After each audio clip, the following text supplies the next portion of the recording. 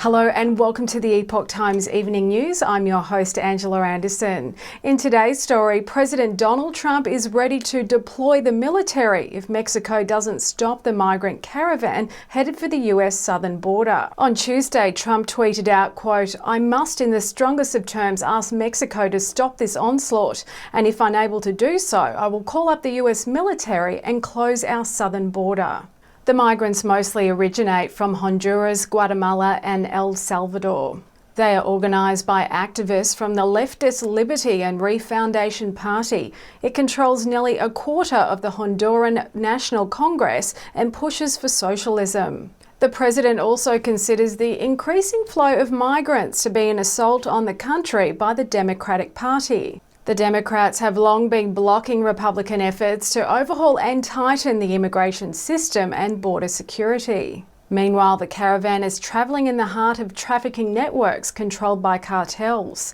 The migrants are vulnerable to drug smuggling routes through which they will be directed to illegally cross to the US. Previous media reports state that about 60 to 80% of women are raped before reaching the US by gangs, traffickers, Mexican authorities or other migrants. So far, Mexico has sent 2 jetliners of federal police officers to intercept the caravan at its southern border.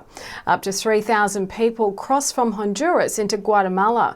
The 2 countries tried to defuse the situation by arresting one of the caravan organisers and officially calling on their citizens not to join the group. Some migrants since turned around and headed home, but many still continue north. Trump has threatened to cut off aid to the countries and blamed the leaders for, quote, "doing little to stop this large flow of people, including many criminals."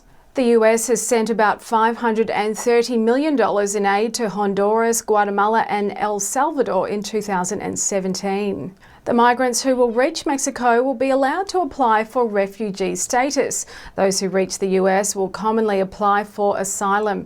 Many, though, will not be eligible because they are not fleeing from state persecution. They're running from the appalling conditions in their countries. And that's all for today on Epoch Times Evening News. Please like and subscribe to our new channel. See you next time.